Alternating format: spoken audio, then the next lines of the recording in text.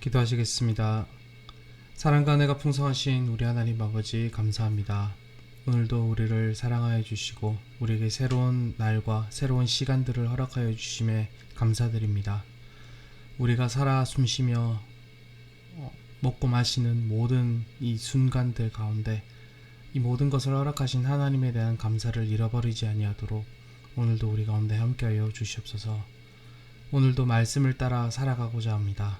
허락하시는 말씀 가운데 은혜를 더해 주시고 하나님의 뜻을 따라 살아가는 은혜와 지혜를 오늘도 우리 가운데 더하여 주옵소서. 감사드리옵고 이 모든 말씀 살아계신 예수님의 이름으로 기도합니다.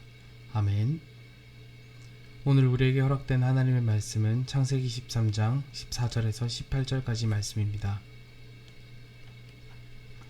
롯이 아브람을 떠난 후에 여호와께서 아브람에게 이르시되 너는 눈을 들어 너 있는 곳에서 북쪽과 남쪽 그리고 동쪽과 서쪽을 바라보라. 보이는 땅을 내가 너와 네 자손에게 주리니 영원히 이르리라. 내가 네 자손이 땅의 티끌 같게 하리니 사람이 땅의 티끌을 능히 셀 수 있을진데 네 자손도 세리라. 너는 일어나 그 땅을 종과 행으로 두루 다녀보라. 내가 그것을 네게 주리라.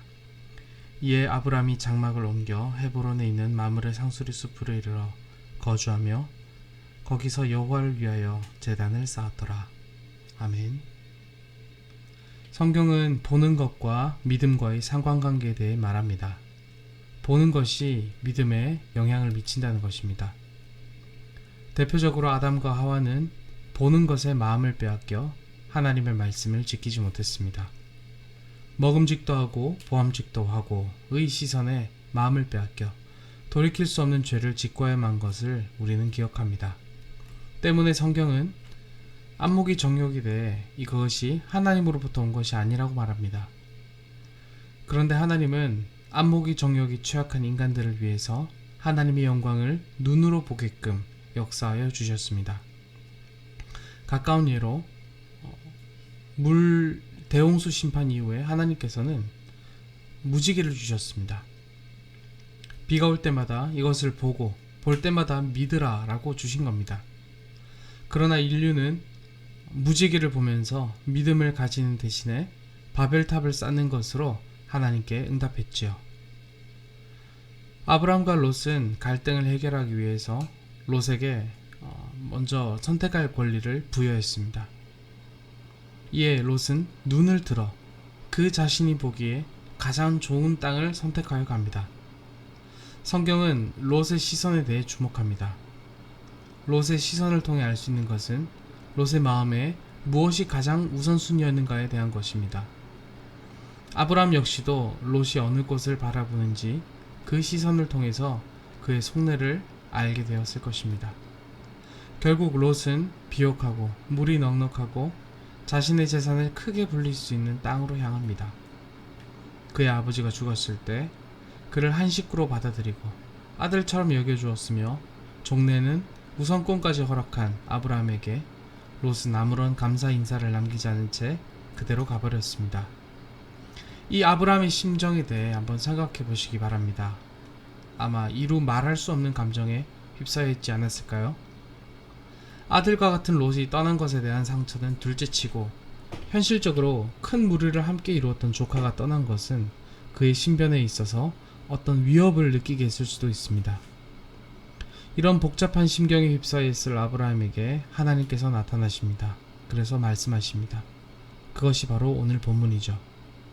공교롭게도 하나님은 아브라함에게 눈을 들라 라고 하십니다. 그리고 눈을 들어서 보라 라고 하십니다. 그리고 그 보는 것을 주겠다 라고 하셨습니다. 이로써 하나님께서는 아브라함에게 세 번째의 확증을 해주신 셈입니다. 오늘 본문은 보는 것과 믿음의 상관관계에 대해 하나님이 인간에게 어떻게 역사하시는지 그리고 인간은 그 하나님께 어떻게 반응해야 할지에 대한 좋은 교훈을 제공합니다. 오늘 본문에서 주목할 점은 다음과 같습니다. 바로 사람은 무엇을 보는지에 따라 그 차이가 갈리게 된다는 것입니다. 오늘 하나님께서는 서운하고 심란했을 아브라함에게 나타나 그를 위로해 주시고 복을 주고자 하셨습니다.